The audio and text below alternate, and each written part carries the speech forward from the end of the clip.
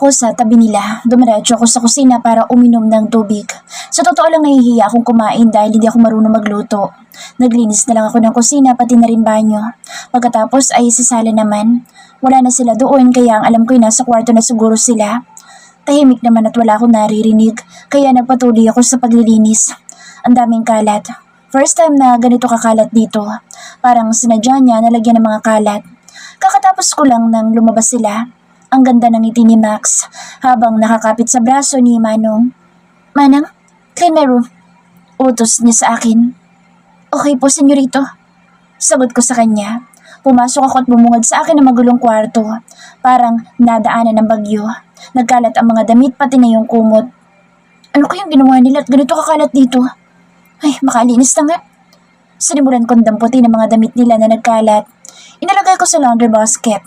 Basa din ang kumot at bedsheet kaya tinanggal ko din. Sa tabi ay may plastic na nakakalat. Parang nandiri ako dahil amoy Zonrox. Parang ayoko pang damputin. Ganito ba sila kapag magkasama? Ang kalat nila? Lumabas ako para kumuha ng bagong kumot at bedsheet. Hindi ko na lang sila tiningnan. Diretso lang ang lakad ko. Narinig ko ang tawa at tili ni Max na nagbibigay ng inis sa pandinig ko. Pagbalik ko'y pinagpatuloy kong paglilinis. Hapon na akong natapos. Hindi ko alam pero hindi na ako nakaramdam ng gutom. Inayos ko mga labahin dahil magpapalaundry ako. Ang bigat ng mga kumot pero kaya ko naman buhatin. Senyorito, alis po muna ako para magpalaundry. Paalam ko sa kanya. Hindi ito sumagot at pumasok siya sa kwarto niya. Paglabas niya ay nagabot siya ng pera para pambayad ko. Nahirapan man ako ay kinaya kong buhatin ang lahat ng mga labahin ko. Pasalamat na rin ako dahil dito lang din sa babaan laundry area. Habang hinihintay ko ang mga labahin na matapos ay nakikinig ako sa music. Ang ganda kasi, may free music.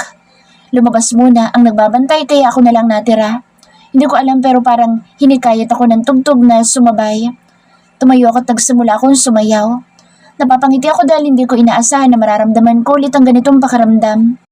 Noong buhay pa si tatay, noong bata pa ako ay may sayawan lagi sa amin. Madalas akong sumasali sa mga contest. Minsan, nagtataka pa sila dahil ang galing ko daw sumayaw. Parang isang professional ballerina daw ako. Madalas kahit anong tugtog ay sinasayawan ko. Kung kami naging mayaman, siguro ay matutupad ko ang pangarap ko na maging ballet dancer. Napatigil lang ako nang may narinig akong nagpalakpakan. Nang lumingon ako'y nakita ko si Stephen at yung babaeng nagbabantay na nakatayo sa di kalayuan. "Oh, you're amazing," sabi sa akin ni Stephen. "Salamat po kuya. Nakakahiya po," sabi ko sa kanya. "Bakit ka naman mahihiya? Magaling ka kaya? Akala ko may ballet dancer ka," sabi niya sa akin. "Hindi po, libangan ko lang po ito," sagot ko sa kanya. "Maganda yan. Pwede kang maging ballerina sa future." Nakangiting saad niya sa akin. Paglalaba din pala ito. Pagkatapos nitong ilagay ang mga labahin niya, umupo ito sa tabi ko. Ang gwapo niya at alam ko na katulad din siya ni senyorito na babaero. Mayaman din ito kaya sigurado ako doon. "May dumi ba mukha ko?" tanong niya sa akin. "Wala po." Mabilis na sagot ko sa kanya. "Akala ko kasi may nakita kang dumi. Huwag mo na akong ipo kasi bata pa naman ako. 2 years lang naman ang gap natin. Pwede mo akong tawagin na Steph or Ray," sabi niya. "Ray?" Nagtatakang tanong ko sa kanya. "Yeah, cause my full name is Stephen Ray Blake." Pagbibigay alam niya sa akin. "Wow, ang ganda ng name mo," sabi ko sa kanya. Ngumiti lang ito. Masaya naging kwentuhan namin. Nang matapos ako ay sakto din na tapos na din siya. Sabay na kaming lumabas at sumakay sa elevator. Tinulungan pa niya ako na magdala ng mga kumot. Gusto pa sana niyang ihatid ako pero tumanggi ako. Baka magalit lalo sa akin si senyorito. "Bye Ray, thank you." Paalam ko sa kanya. "Bye." Kaway niya sa akin. Binuksan ko ang pinto. Nagulat ako dahil nakatingin sa akin si senyorito ng masama. "Bakit ang tagal mo?" Naiinis na tanong niya. "Sorry po," sabi ko sa kanya. "Seryoso ka ba talaga sa trabaho mo? O baka gusto mo lang makipaglandian kay Stephen?" May himig ng galit sa boses niya. Nalaman pala niya na nag-usap kami. Hindi ko na nagawang sumagot sa kanya dahil hindi ko inaasahan ang sumunod na nangyari dahil nanlabo ng paningin ko. Daryl's POV. Pumunta ako sa condo ni Max pero wala naman nangyari sa amin. "So, pumunta ka dito para matulog?" "Really, Daryl?" Hindi makapaniwalang tanong niya sa akin. "Please, Max. I want to sleep. Can you please shut up? Inis na sabi ko sa kanya. You're unbelievable. Sagaw niya sa akin. Hindi ko siya inintindi. Hanggang ngayon kasi pakiramdam ko ay magkadikit pa rin ang labi namin ni Manang, na kahit nakapikit na ako ay mukha niya pa rin ang nakikita ko. Ang maganda niyang mukha, matangos na ilong at mapupulan niyang labi, na kahit baduy ang forma niya ay naakit niya ako. Buong gabi kong pinag-isipan ang dapat kong gawin. Shit, nahihibang na ako. Sublabo kasi iwasan ko na siya. Para din yun sa kanya. In 2 weeks magsisimula ng pasukan kaya hindi maganda na maging malapit ako sa kanya. Magiging isa ako sa magiging guro niya. Mahigpit na pinagbabawal ang relasyon ng guro at estudyante. Nakaidlip ako pero nagising ako nang maramdaman kong may humahalik sa akin.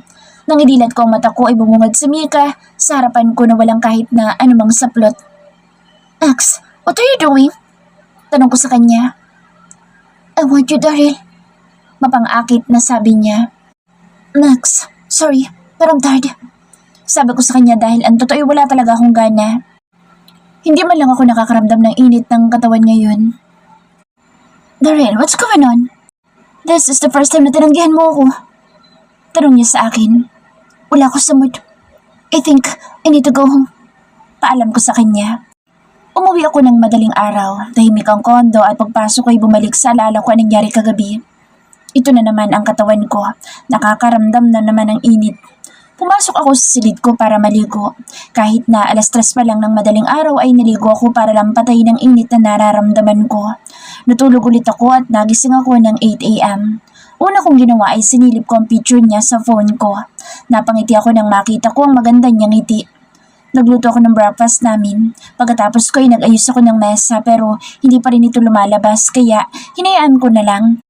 Kakain na ako nang may nag-doorbell. Nang buksan ko ay bumungad sa akin si Max. Good morning, Daryl. Batiin niya sa akin sabay halik sa labi ko. Pumasok ito. Ako naman ay sumunod sa kanya. Well, good timing kasi hindi pa ako nagbe-breakfast. Sabi niya. What brings you here? Tanong ko sa kanya. Nothing. Gusto ko lang tumambay dito like before.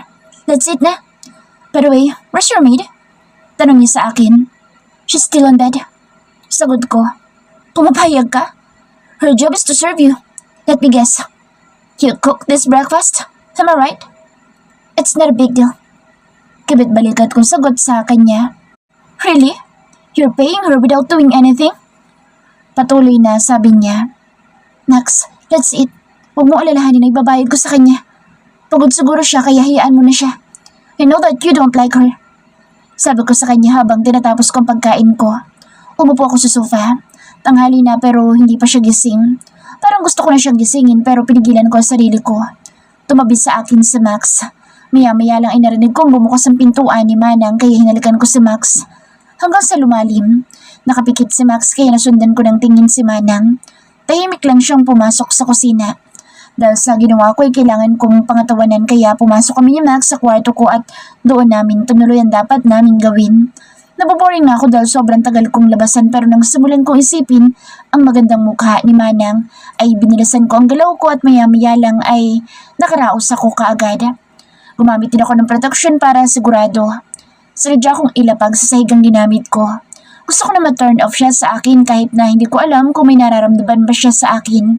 Paglabas namin ay inutusan ko siyang maglinis. Sumunod naman ito pagkatapos niyang maglinis sa living room. Pagpasok niya sa room ko ay pumunta ako sa kitchen para magluto na ng lunch. Sinilip ko ang food na iniwan ko para sa kanya pero hindi niya binawasan. Nagsimula na akong mag-alala sa kanya. Habang nagpapakulo ako ay pumunta muna ako sa tabi ni Max.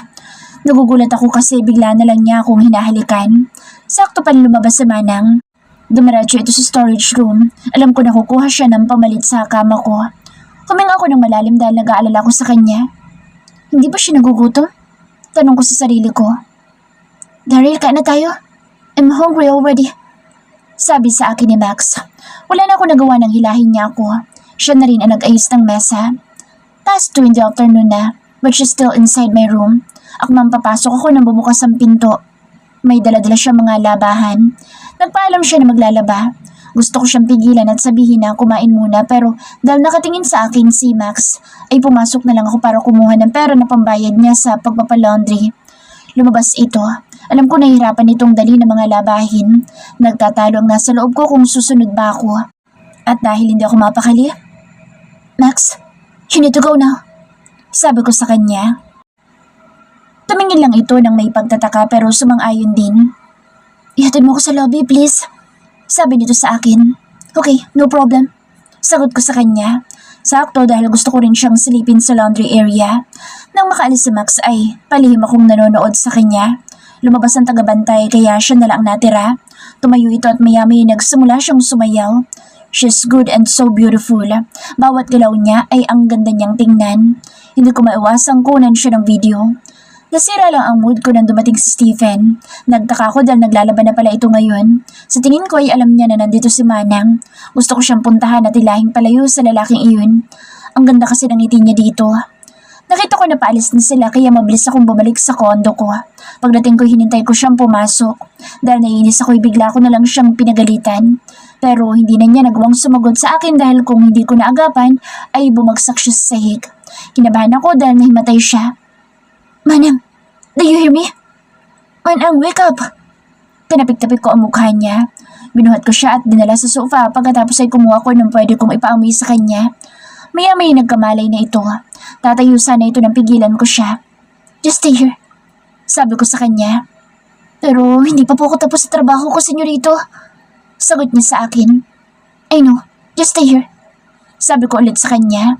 Binuhat ko ang mga damit at inilagay ko sa room ko at ang kumot naman ay inilagay ko sa storage room. Pagkatapos ay ininit ko ang food na iniwan ko para sa kanya.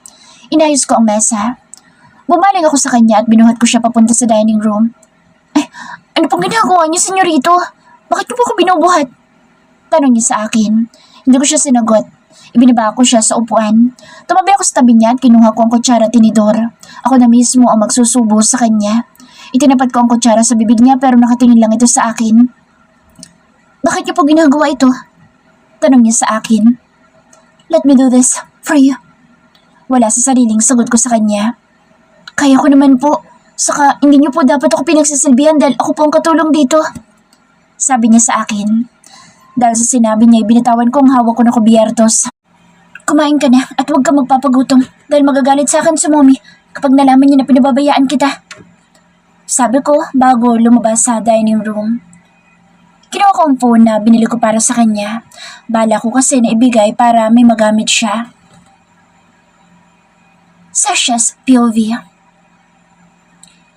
Nagising ako na nakahiga na sa sofa. Si Manong agad ang una ko nakita pagdilat ng mga mata ko. Hindi ito nagsasalita at umalis siya sa tabi ko. Pumasok siya sa kusina. Ako naman ay nakatingin lang sa kanya. Galit pa rin kaya siya sa akin? Tanong ko sa sarili ko. Ilang sandali pa'y bumalik na siya at nagulat ako dahil binuhat niya ako. Habang papasok kami sa dining room ay ngayon ko lang siya napagmasdan ng matagal. Sobrang gwapo niya. Kaya nga noong nakita ko siya sa portrait ay nagwapuan talaga ako sa kanya. Naging instant crush ko pa nga siya. Are you done? Tanong niya sa akin. Po? Nagtatakang sabi ko. Checking my face? Sabi niya. Yumuko akong bigla dahil nahuli niya ako. Ibinaba niya ako sa upuan. May inihanda pala siyang pagkain. Bigla akong nahiya. Kinuha niya ang kutsara at balak niya ako subuan pero pinigilan ko siya. Hindi niya pwedeng gawin ito dahil sa amin dalaway siya ang boss ko. Siguro nakuha niyang ibig ko sabihin kaya lumabas siya sa kusina. Natakam ako sa pagkain na nakahain. Dahil na rin sa gutom na ako ay naubos ko ang lahat ng niluto niya. Gusto ko tuloy matuto na magluto para may pagluto ko siya at makabawi sa kanya. Nalagpit ko ang kinainan ko at nagugas na rin ako ng plato at naglinis ng kusina. Paglabas ko ay saktong palabas sa silid niya sa senyorito. Senyorito, maraming salamat po. Babawi na lang po ako kapag natuto na po ako magluto. Sabi ko sa kanya. Lumapit ito sa akin at may iniabot. Nagtataka naman akong nakatingin sa hawak niyang box. Here. Seryosong gwapong mukha nito. Ano po ito? Para po ba sa akin? Hindi ko po yan matatanggap, senyorito. Sabi ko sa kanya dahil nahihiya ako. Open it. Makatutulong yun sa'yo para mabilis kang matutong magluto. Sabi niya sa akin. Kahit na nahihiya ako ay nasasabik pa rin ako malaman ang laman na ibinigay niya. Tinanggap ko na ito at hindi na nagpabebe pa. Baka magalit pa kapag hindi ko pa kinuha. Knowing him na maiksang pasensya ay malamang galit na ito mamaya. Dahan-dahan kong binuksan ang maliit na kahon. Tumambad sa akin ang magandang cellphone. Oh, ang ganda. Pero hindi ko po ito matatanggap, senyorito. Sigurado po ako na mahal po ito. Sabi ko sa kanya. Totoong hindi ko kayang tanggapin. Kapareho kasi ito nung cellphone na ipinahiram niya. Ang kaibahan lang ay ang kulay. Tumingin ito sa akin habang seryoso ang mukha. Isipin mo na lang na ibinigay ko ng gift mo sa birthday mo. Advance gift. Sabi niya sa akin. Pero matagal pa po ang birthday ko. Pagdadahilan ko sa kanya. Akala ko'y tapos na siya pero nagsalita pa siya ulit. Kunin mo na yan dahil kung hindi, hindi kita sasahuran. Mas lalo ito naging seryoso. Napapaisip na talaga ako. Bakit lagi may pagbabanta? Wala akong ibang choice kundi ang tumango na lang. Gusto ko maiyak dahil ang ganda talaga ng phone na ibinigay niya. Kagaya ng phone niya na hiniram ko. So sobrang tuwa ko mabilis ako lumapit sa kanya at niyakap ko siya ng mahigpit. Thank you po, senyorito. Sabi ko sa kanya habang nakayakap ako. Hindi ito sumagot sa akin. Maya-maya hinahapos niya ng buko kaya doon ako nahimasamasan. Bumitaw ako sa pagkakayakap ko sa kanya. Sorry. Hindi ko na natapos ang sasabihin ko dahil bigla na lang niya akong hinalikan sa labi. Nabigla ako sa ginawa niya. Nanatiling nakadilat ang mga mata ko. Kagaya ng dati, nagtatalo ang isip at katawan ko kung ano ba ang dapat kong gawin. Pero sadyang traidor ang katawan ko dahil kusa na lang siyang tumutugon nang walang permiso ko. Hindi ko rin alam kung tama pa bang ginagawa ko. Panabay kaming napaungol. Hindi ko alam kung paano nangyayari pero buhat-buhat na niya ako hanggang sa makarating kami sa sofa. Umupo siya at nakaupo ko sa kandungan niya. Kinagat niyang ibabang parte ng labi ko dahilan para maibok ako ang bibig ko at nagawa niyang mas mapalalim pa ang aming ginagawang halikan. Hindi ko alam pero ang lahat ng ginagawa niya ginaya ko lang. Bago sa akin ang lahat ng ito kaya wala akong ideya. Kahit na ano. Napansin ko din na panay ang himas niya sa likod kong pababa sa balakang ko hanggang sa umabot na sa pangupo ko. Napakapit naman ako sa balikat niya. May nararamdaman din ako tumutusok sa gitnang bahagi ng katawan ko. Tumigil kami sa paghahalikan at tumingin kami sa isa't isa. Ang pungay ng mga mata niya na lalong nagpagwapo sa kanya. We need to stop, sabi niya sa akin. Hindi ako sumagot at nanatiling tumingin lang sa kanya. Pinagmasdan ko ang buong mukha niya, simula sa makapal niyang kilay. Ngayon ko lang napansin na hindi purong itim ang kulay ng mga mata niya dahil may halo itong konting bughaw. Ang tangos ng ilong niya, mapula ang labi niya at ang hugis ng panga niya ay napaka-perpekto. Naging tahimik ang paligid namin. Bago pa kami humantong sa anumang gawain ay nagsalita na ako. Senyorito, turuan mo na lang ako kung paano gamitin itong phone. Sabi ko sa kanya, habang pilit na inaabot ang cellphone sa mesa. Kahit na sa totoo ay may ideya na ako, ay ginawa ko yung dahilan para basagin ang katahimikan. Hindi ko alam kung ano nangyari pero nasa mesa na ito ngayon. Nang makuha ko ito'y bumalik ako sa pagkakaupo sa kandungan niya. Napalakas ata ang pag-upo ko dahil bigla itong napadaing. Sorry po, senyorito. Nasaktan ko po ba kayo? Sige, aalis na po ako. Lilipat na lang po ako sa tabi niyo. Sabi ko sa kanya. No, just stay. Sabi niya habang nakikita kong nahihirapan siya. Pero baka nabibigatan po kayo sa akin. Dagdag kong sabi sa kanya. I'm fine. Nautal na sagot niya sa akin. Nang mahimasimasan ako'y tumayo naman ako at mabilis na pumasok sa room ko para magpalit. Simula na lumipat ako dito ay may mga nangyayari na hindi ko inaakalang gagawin ko. At sa manong ang dahilan ng lahat ng ito, may mga ginagawa siya sa akin na sa tingin ko hindi ko dapat ginagawa. Ano kaya susunod yung gagawin? Wala sa sarili na tanong ko. Daryl's POV. Saktong labas ko sa silid ko nang palabas din siya sa kusina. Inabot ko sa kanya ang phone na ibibigay ko. Ayaw pa sana niyang tanggapin. Nang binuksan niya, sobrang natuwa siya kaya lumapit siya sa akin at hindi ko inaasahan ang gagawin niya. Niyakap niya ako ng mahigpit. Ako naman ay natigilan at nanigas sa kinatatayuan ko. Ramdam na ramdam ko ang dibdib niya na nagbibigay na naman ng kakaibang init sa katawan ko. Nang bumitaw siya ay wala na akong sinayang na panahon dahil hinalikan ko na siya. Kagaya ng lagi nangyayari ay hinihintay ko siyang tumugon sa halik ko. Nang tumugon siya ay achievement na para sa akin. Pinag-igihan ko ang paghalik ko sa kanya. Binuhat ko siya, tumupo kami sa sofa habang nasa kandungan ko siya. Gabi na kaya lumabas ako para magluto. Hahayaan ko lang muna siya sa silid niya dahil alam ko na nahihiya pa ito sa akin. Na-enjoy ko na talaga ang pagluluto simula nang dumating siya dito sa kondo ko. Pinagpapasalamat ko din na hindi siya marunong magluto. Pagkatapos ko'y kumatok ako sa silid niya, Binuksan niya ito at halatang nahihiya siya sa akin. The dinner is ready. Sabi ko sa kanya. Pasensya po talaga senyorito kung hindi po ako marunong magluto. Sabi niya sa akin habang nakayuko ito. It's fine. Mas maigi na hindi ka marunong. Sabi ko na tanging nasa isipan ko lang. Hindi na ako nagsalita at bumalik na sa dining room. Alam ko rin na nakasunod siya sa akin. Nagugas ito ng kamay kaya malaya ako siyang natatanaw mula sa kinaupan ko. Sa likod ng mahaba niyang damit na para siyang manang ay siyang bumubuhay sa init na meron sa katawan ko. Parang mas gusto ko na lang na ganyan siyang manamit para walang ibang lalapit sa kanya. Habang nakatingin ako sa kanya, hindi ko naiwasang hindi mapalunok. Shit talaga. Dahil nabubuhay na naman ang alaga ko. Lumapit ito at umupo sa katabi kong upuan. Tahimik ito habang nilalagyan niya ang plato ko ng pagkain. Itinali niya ang buhok niya kaya litaw na litaw ang maputi niyang leeg. Nakita ko rin ang pulang marka na nilagay ko kanina. Parang gusto ko tuloy dagdagan at punuin ng mga marka makinis niyang leeg. Ipinilig ko ang ulo ko dahil sa kung ano-ano na lang ang naiisip ko. Tumigil ka na't kumain na lang. Sabay ko sa sarili ko. Sasha's POV. Habang kumakain kami ay hindi ko maiwasang mailang sa mga tingin sa akin ni senyorito. Hindi ko maiwasang kagatin ang ibabang parte ng labi ko. Stop biting your lip. Sabi niya sa akin, kaya itinikom ko na lang ang labi ko. Kumain na lang ako at hindi na tumitingin sa kanya. Nagulat ako nang hawakan niya ang kamay ko kaya napatingin ako sa kanya nang may pagtataka. Lumapit ito sa akin. Nagulat ako dahil sinipsip niyang gilid ng labi ko. Namula ako sa ginawa niya. There's a sauce. Don't be so messy when you're eating. Sabi niya sa akin. Gusto ko sanang sagutin siya pero pinili ko na lang na manahimik para matapos na ako. Napatingin akong bigla sa leeg niya at hindi ko alam kung paano napunta doon ang sauce ng steak. Pero dahil nakaisip ako ng kalokohan ay tumayo ako at lumapit sa kanya. Yumuko ako at dinilaan ko ang sauce na napunta sa leeg niya dahilan para mag-react siya. Napaungol siya. Ako naman ay lumayo na sa kanya para pumunta sa lababo pero hindi pa ako nakakarating doon ay hinila niya ako paharap sa kanya. Panagutan mong ginawa mo. Sabi niya bago niya akong hinalikan ulit. Dahil matangkad siya inapatingkayad pa ako. Wala akong choice kundi ang tugunin ang halik niya. Mapusok at puno ng diin ang bawat halik na pinagsasaluhan namin.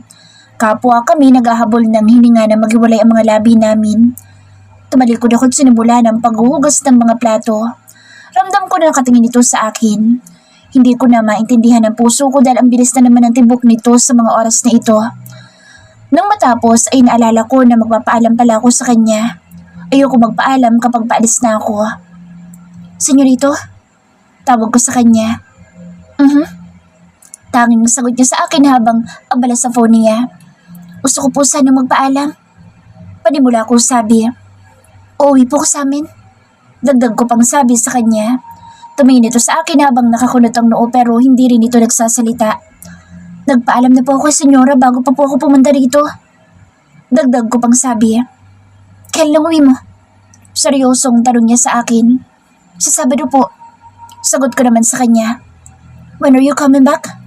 Tanong niya ulit. Hindi pa nga ako nakakaalis pero nagtatanong agad kung kailan ako babalik. 1 week po ako doon. Sagot ko ulit sa kanya. Okay. Tanging sagot niya. Tumayo ito at pumasok sa kwarto niya. Ako naman ay tuwang-tuwa dahil pinayagan niya ako. Hindi ka naman pala mahirap kausap eh.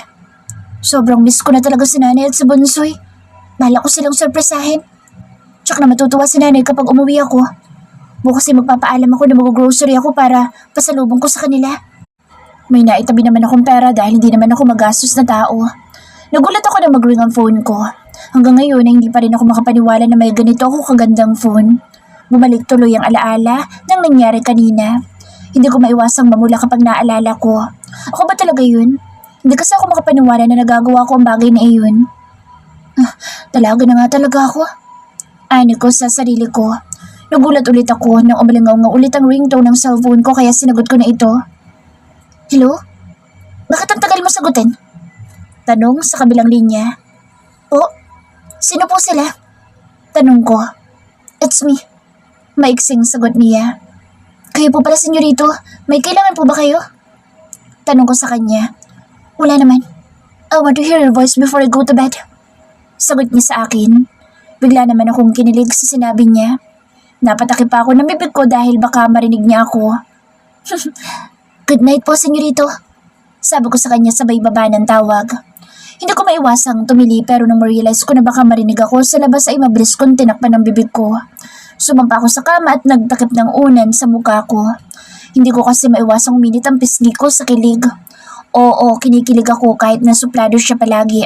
May konti rin naman pala itong kabaitan. Ang dami nangyari sa araw na ito. Ang sweet naman pala ni Manong eh. Saan ko? Sa sarili ko.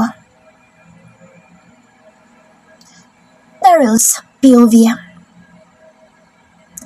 Hindi ako makapaniwala sa sarili ko na nakayanan kong magtimpi. Sobrang dami na nagbago simula nang nakasama ko siya. Nagpaalam siya na uuwi siya sa kanila. Pumayag naman ako dahil ano ba dahilan para hindi ako pumayag. Baka isipin niya na masyado na akong mahigpit sa kanya. Senyorito, magpapaalam po sana ako para mag-grocery. Sabi niya sa akin. Marami pa naman ang mga stock sa pantry ah. Nagtatakang tanong ko sa kanya. Hindi po dito, para po sana sa bahay. Gusto ko po sanang ibili sila nanay ng stocks. Malayo po kasi kami sa bayan. Sagot niya sa akin. Okay, I'll go with you. Sabi ko sa kanya. Kahit ako'y nagulat din sa sarili ko dahil kailan pa ako sinipag na pumunta sa grocery store. Po? Naku, wag na po. Kaagad na sagot niya sa akin. Kumunot ang noo ko para takutin siya. Madalas ko kasing ginagawa kapag hindi ako sang-ayon. Sige na nga po, pero paalala po, huwag kayong tatabi sa akin ha. Sabi niya kaya nagtaka ko. Baka ano pang sabihin sa inyo kapag katabi niyo ako. Dagdag pa niyang sabi sa akin. Okay, I understand. Sagot ko sa kanya para hindi na humaba pa ang pag-uusap at nang makaalis na kami. Nauna itong maglakad habang ako'y nasa likuran niya. Kabilang dalawa ngayon ang nasa elevator. Gusto kong hawakan ang kamay niya. Maglakad habang hawak ko ang kamay niya pero pinigilan ko sarili ko. Hindi ko alam bakit ko ba naiisip na hawakan ang kamay niya. Dumiretso kami sa kotse. Pagkatapos ay bumiyahin na kami papunta sa grocery store. Pagdating namin ay panay alayo niya sa akin pero ako, pasimple lang tumatabi sa kanya. Kumuha ito ng card at nilagyan niya ng mga bibilihin niya. Ako'y tahimik lang na sumusunod sa kanya. Tumigil ito kaya nagtaka ako. Hindi ito nagsasalita. What's wrong? Tanong ko sa kanya. Dito lang po kayo, senyorito. Hahanap lang po ako ng tutulong sa akin na kumuha ng biskwit sa lata. Sabi niya sa akin. Akmang aalis siya nang walang pasabi ko siyang kinarga. Binuhat ko na lang siya para maabot niya ang lata na sinasabi niya. Nakalimutan ko na dito kami sa grocery dahil pasimple lang ang ginawa kong pag-amoy-amoy sa kanya. Natigil lang ako nang tapikin niya ako. Senyorito, okay na po. Pwede niyo na po akong ibaba. Sabi niya sa akin. Ibinaba ko na siya. Tumingin muna ako sa paligid bago ko siya ninakawan ng halik. Nakita kong nakatulala ito kaya tinawag ko siya dahil medyo malayo na ako sa kanya. Hindi ko naman maiwasang hindi mapangiti sa reaksyon niya. Let's go, manang. Nakangiting sabi ko sa kanya. Naglakad naman ito papunta sa akin. Kitang-kita ko ang pamumula ng mukha niya. Nagtaka ako dahil konti pa lang naman ang pinamili niya pero magbabayad na siya. Ayoko na mag-alok sa kanya na ako magbabayad dahil alam ko na tatanggihan lang niya ito. Umalis ako sa tabi niya at may kinausap akong saglit. Nang matapos na siyang magbayad ay niyaya ko na siyang kumain muna. Kumain muna tayo, manang. Senyorito, mahal po dyan. Sa kondo niyo na lang po. Ayaw niya sa restaurant dahil mahal daw. Hindi ko siya pinansin pero dinala ko siya sa diner na pagmamayari ni Jeff, isa sa mga bago naming kaibigan. Sikat itong chef at sila ang nagmamayari ng restaurant na ito. Sigurado po ba kayo na dito tayo kakain, senyorito? Tanong niya ulit sa akin. Of course, I'm 100% sure, manang. Sagot ko sa kanya. Mahal po kasi dito. Baka po ibawas niyo sa sahod kung kakainin ko dito. Nag-aalangang sabi niya. Hindi ko naman maiwasang tumawa. Nakita ko na kumunot ang noo niya at agad siyang tumayo. Mabilis ko naman siyang pinigilan. Where are you going? Tanong ko sa kanya. Sa labas po. Doon na muna ako. Sagot niya habang umiiwas ng tingin sa akin. Bakit ka lalabas? Mag-dinner pa tayo. Sabi ko sa kanya. Hindi po ba kayo mahihiya? Nakatingin sila sa atin sa lakas ng tawa niyo. Himig-inis na sabi niya. Kaya pala nahihiya siya. Please sit down, babe. I'm just kidding. Sabi ko sa kanya. Ako ba talaga ito?